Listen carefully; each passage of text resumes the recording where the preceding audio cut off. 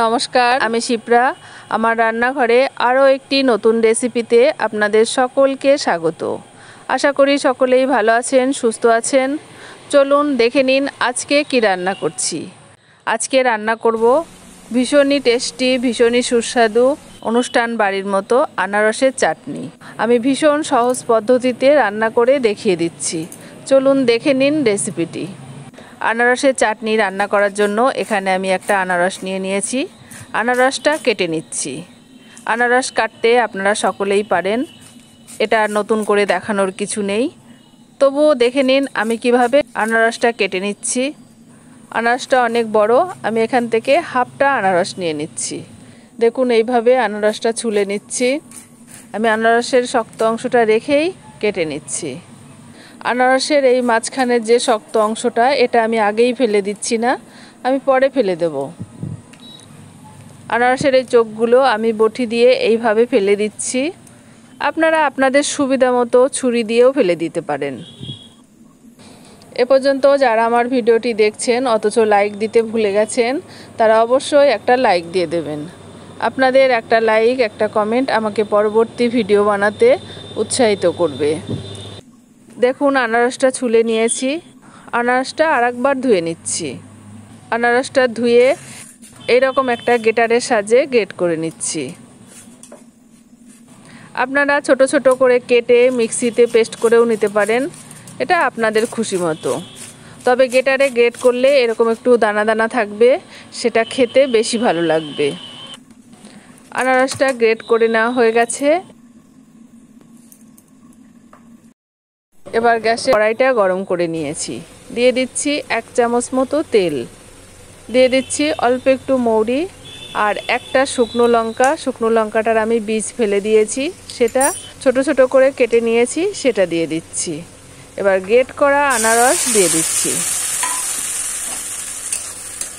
এরকম নিত্য নতুন খাবারের রেসিপি দেখার ইচ্ছে হলে আমার পেজ বা চ্যানেলটি ঘুরে দেখুন।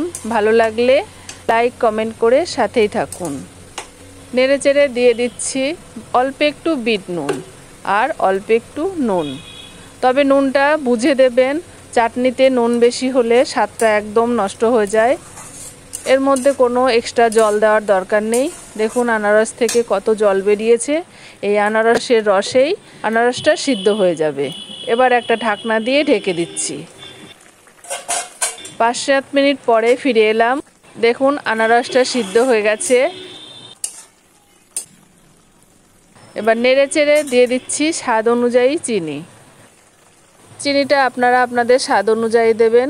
আনারসটা যদি বেশি টক হয় তাহলে একটু বেশি দিতে হবে, সেটা আপনাদের ওপর নির্ভর করবে, আপনারা কেমন মিষ্টি খাবেন সেই বুঝে দেবেন। দিয়ে দিয়েছি। এবার নেড়েচেড়ে কিছু সময় রান্না করে নিচ্ছি। কয়েকটা কিশমিশ আর কয়েকটা কাজু বাদাম দিয়ে দিচ্ছি। এবার সব কিছু একসঙ্গে আরও কিছু সময় রান্না করে নিচ্ছি। আজকে আমার চ্যানেলে নতুন হয়ে থাকলে চ্যানেলটিকে সাবস্ক্রাইব করে পাশে থাকা বেল আইকনটি অন করে রাখুন। তাহলে আমি যখনই কোনো নতুন রেসিপি দেব আপনারা আপনাদের সুবিধা মতো দেখে নিতে পারবেন। আর লাইক, কমেন্ট করে মতামত জানাবেন। আর যদি আমার ভিডিওটি ফেসবুক পেজ থেকে দেখে থাকেন তাহলে লাইক, শেয়ার, কমেন্ট এবং পেজটিকে ফলো করে নেওয়ার অনুরোধ রইল। কিছু সময় রান্না করে নিয়েছি। চাটনিটা আমার প্রায় হয়ে এসেছে।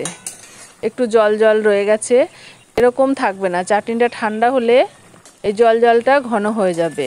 এই জল জল অবস্থাতেই নামাতে হবে, না হলে বেশি ঘন হয়ে যাবে। চাটনিটা আমার প্রায় হয়ে এসেছে। এবার এর মধ্যে দিয়ে দিচ্ছি 1 চামচ মতো লেবুর রস। এবার নেড়েচেড়ে অন্য একটি পাত্রে নামিয়ে নিচ্ছি। তৈরি হয়ে গেছে আনারসের প্লাস্টিক চাটনি।